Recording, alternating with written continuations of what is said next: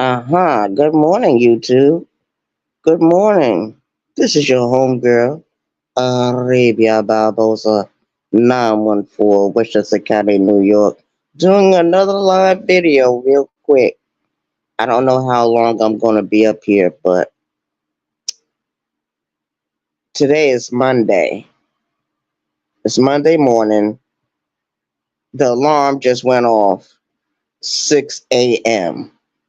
So that means I've overslept. I was supposed to have gotten up 3 hours earlier. I don't know what happened, you guys. I just came into the bed and I went to sleep. But before I went to sleep, I was listening to YouTube, and all these different things are happening on these YouTube streets and different sectors. Though I'm not too interested in those other sectors. I've never been interested in the beef sector or in the Mode 3 sector. I've never been interested in those sectors. Matter of fact, I hardly ever hear about those sectors unless certain YouTube creators in this sector mention them. You know what I mean? And I find it very interesting. I find it very interesting about what's going on. But, it goes on all through these YouTube streets.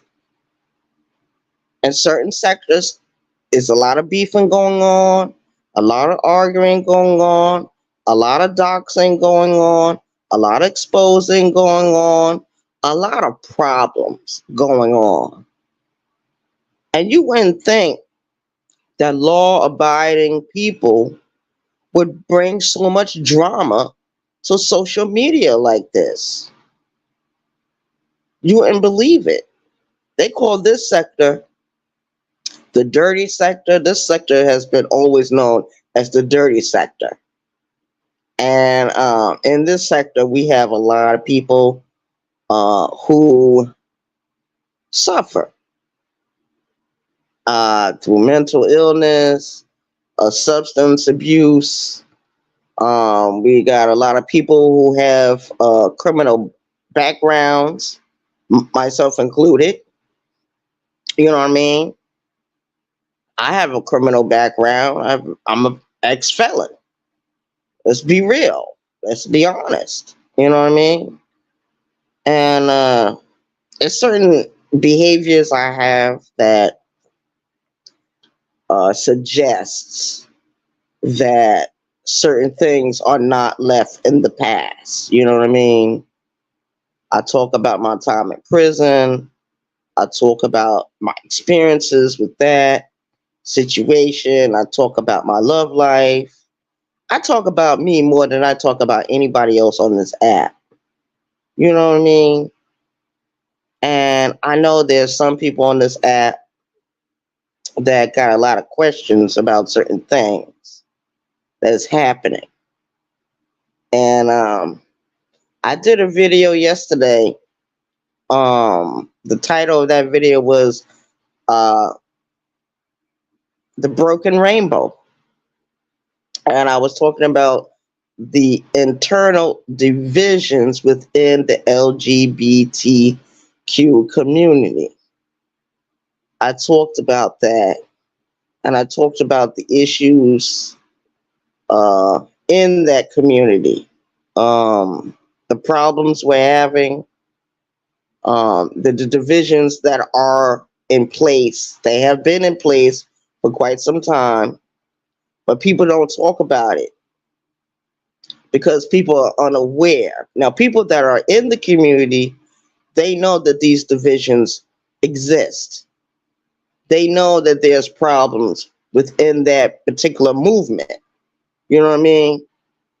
And I talked about that, and I talked about a few other things on this app. And I have talked about different YouTube creators on this app. People I respect, people, I look up to. I think the world of, but I understand that these are people. These are people, and they don't need to be put on a pedestal. They are to be seen as being human. I mean, I could love you to the end of the earth. I could totally respect who you are, and what you stand for. But I have to realize in the back of my mind that you're still human. No one on this app is above anyone else. No one on this app can judge anyone else. We don't need judgments, okay? Some of us need a whole lot of love and support and guidance. You know what I mean? And we're not going to find it being on YouTube or any social media platforms. I understand this. I understand it more than I want to understand anything else. You know what I mean? It is what it is. 914, which is the county of New York. Shout out to the chat. And the reason why I like this particular channel is because it's a small channel. The people that come over here and listen to me are the people that are loyal to me. They support me. They support my channel. They supported my big channel. You know what I mean? We're not surrounded by the noise. We're not surrounded by a lot of foolishness. We're not surrounded by uh, the battles that's going on these YouTube streets. Because on my big channel, I was always involved with some mess. Always. Always involved with some beefing. Always involved with some kind of argument. Always involved. You know what I mean? Especially if my feelings got hurt. Oh no, one thing you don't want to do, you don't want to hurt my feelings for any reason. You don't want to disappoint me. And other, yeah, that's what I'm saying. You don't want to disappoint Arabia Barbosa. But it's okay. That's life, right? Life is filled up with disappointment and change and all kinds of difficulties. And life is also filled up with a lot of joy. You know what I mean? It's not so much about being in pain all the time. It's life is not about pain all the time. It's not about being tested all the time. It's not about going through certain obstacles all the time. I enjoy being on YouTube. I do. And I know that this channel that I have right now will grow given time to do so. Because, like I said before, I use my life as being content. Everything that goes on with me is content. It's fair game. It can be put on YouTube. You're not going to see nobody getting beat up on my channel. You're not going to see anything real crazy going on my channel. The most they might get me with is about the self-mutilation scars. That's it. And some other issues that I do have. And that I am addressing slowly but surely. You know what I mean? Everything, Rome was not built in one day. No civilization was built in one day. No army was created in one day. You know what I mean? And I have gone back through some of those videos on these YouTube streets concerning myself and other YouTube creators that might have had some kind of difficulties and arguments and beefing going on. And I saw certain things in those people that I liked. Not saying that it replicated me or it reflected who I really was, because There's certain YouTubers that do not reflect me at all. Too girly looking. I appreciate beauty. I do. If I think that you are beautiful, I'm going to say so. If I think that you are wonderful, I'm going to say so. If I think you are amazing, or you're fierce, or you are opulent, I am going to say so. I do not bite my tongue on how I think about people or how I feel about people. If I like you, if I respect you, you will know it. You will know it. I remember when I was in prison, there's a subculture going on in prison that this the subculture that exists in prison does not exist on YouTube. It does not exist on YouTube. Like when you go to prison, being a female, there are families within that institution. Not physically family, like blood related, but I'm just saying that there is certain women that hold certain titles because they've been there for so long, and they have a large number of friends that they call families. And the family, and in the family, you're either a child or you're some other type of relative in the family. And who is head of the family is the mother. It's the mother.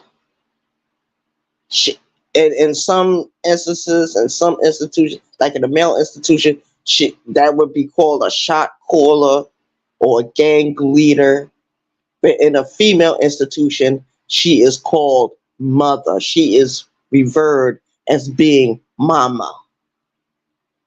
So if you have certain attributes that resemble any of those women I I knew when I was in prison, that is how I'm going to think of you.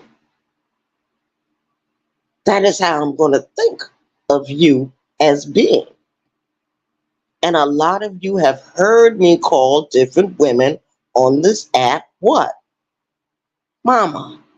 Not saying that they are my mother or that they run anything. I'm just saying that is the respect level I have for them. If I have it for you, yeah, I'm going to call you that. Some women don't want to be called that out loud, but they enjoy it privately. It's a term of respect, it's a term of endearment. And a lot of women don't understand what that means. They don't. They truly don't. When I went to prison and I got into the trouble I got into, I had no mother figure in there. There was no mother figure. I only had a girlfriend, a wifey. That's all I had. I was not a part of any family structure. I was a part of certain groups, but I was not a part of anyone's family structure. I'm going to tell you, the women did not want me in their families. They said I was too disruptive, I was too disrespectful, and I was a lone wolf, and I was to be left alone to my own devices. In other words, they were saying I was a troublemaker. I was troubled. I couldn't be trusted. You know what I mean? If I went to the cafeteria, I sat alone. If my girlfriend did not accompany me, I was alone. You know what I mean? The only people that could sit with me were people that I had been knowing for years in the penitentiary. For years and years. Those are the same rules I applied when I came to this fucking YouTube. Same exact rules. That's what I applied to my YouTube existence. Who is who and who is what.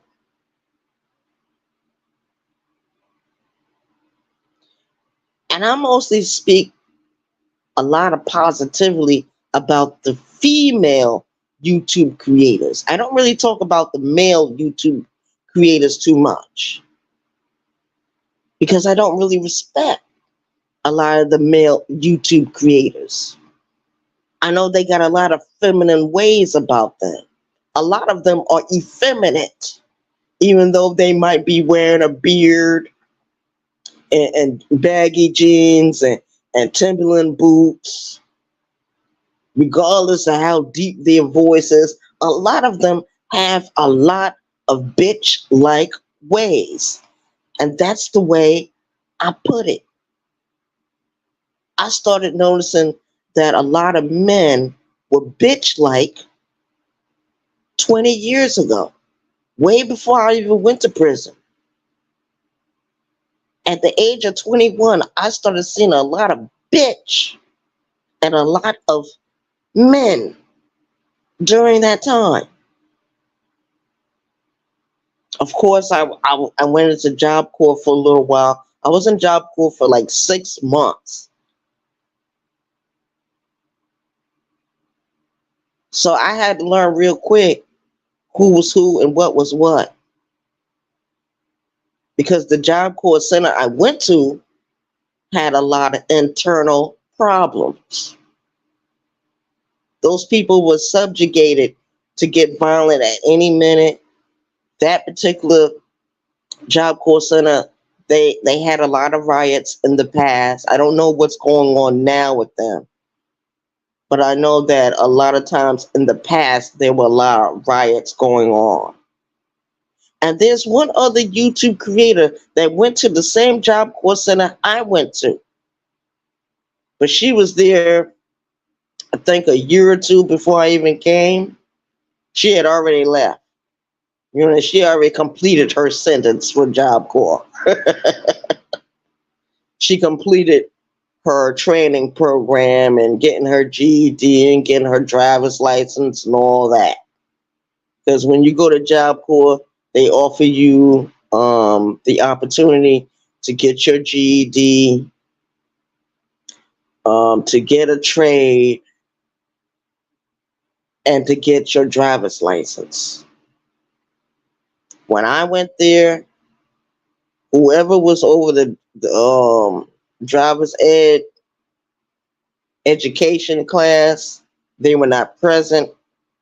So I didn't have the opportunity to get my driver's license while I was there, but I was given the opportunity to complete my skill and to get my GED. So I did that. I completed both 6 months. I went home. I graduated from Job Corps. I went home. You know what I mean? Went home, became employed full time. I was a young woman then, full time. Got back involved with the heavy drinking, and then later on, I got locked up. Locked up. Went in front of a judge. He gave me 8 years. I did 6 years, 7 months. I went in at 22, and I left at 28 years old. And that's the reality. And while I was there, while I was in the penitentiary, while I was in prison, I met a lot of women that I truly respected. And I had a lot of girlfriends that had been in prison for quite some time, and a lot of them were older than me. A lot of them. I spent most of my time in the shoe program. So that meant that I didn't have any real contact with whoever I might have been interested in at that time. But when they released me from off the SHU program, out of the lockup unit, and I went to closed custody, then I got my M custody, then I got my I custody, I was involved with other women. Even before I went to prison, I was involved with other women. I can count on my hand how many women I've been with. I can name all of them. I have no problem naming them. The women, when I went to New York, same thing. I love a woman. I love a woman that can cook. I love a woman that can clean. I love a woman that has certain attributes that a mother has. It's just certain things that I just love about women. And if you have certain attributes, what is your name going to be? Your name is not going to be your first name, or your name is not going to be your YouTube handle. Nah, I'm going to call you mom, mama. Oh man, these YouTube streets, it's on fire.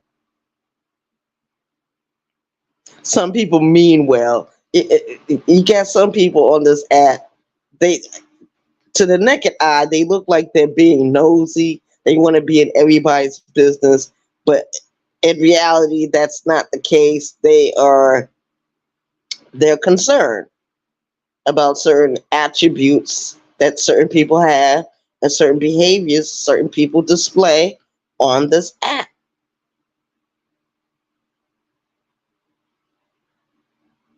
And that's reality. But what also is reality is you cannot help everyone. Sometimes you gotta let people be who they are. You got to let people be who they are on this app. You cannot change anyone. You cannot discipline anyone. You cannot re-raise grown people. It's impossible. Impossible. And sometimes the only way to really reach people is to try to break them down emotionally. Just like what they do when you go into the military. They don't try to big you up. Oh yeah, you the man. Come on now. You know you can do this. You know you can do that. Nah, they calling you names. They're making you do all kind of exercises. You're running almost every day. You're doing some kind of training that is going to help you later on in your military career. It's the same thing when you go to fucking prison. And a lot of prisons, if you're in with a certain group or family, they want everyone in that family to be in tip top shape, physically and mentally. Like I said, I was a lone wolf. A lot of women did not want to be bothered with me. They saw me as being nothing more than a troublemaker. A troublemaker that liked to get into arguments and fights. A troublemaker that did not care nothing about getting written up and going back and forth to lockup. A troublemaker that got transported from one prison to the next. Because of why? I wanted to fight over another female. Same thing that's going on in this act. You got a lot of people that will actually fight your battles. A lot of people that will actually speak up for you. Not because they want to get with you, It's because they see something in you and they like it and they want to preserve that. Nothing wrong with that. Now, I might come on camera later on today. I don't know. But good morning, everyone. This is your homegirl, Arabia Barbosa, 914, which is County, New York. And we are in the house. And oops, I did it again. Overslept. Today is not my day to get cigarettes.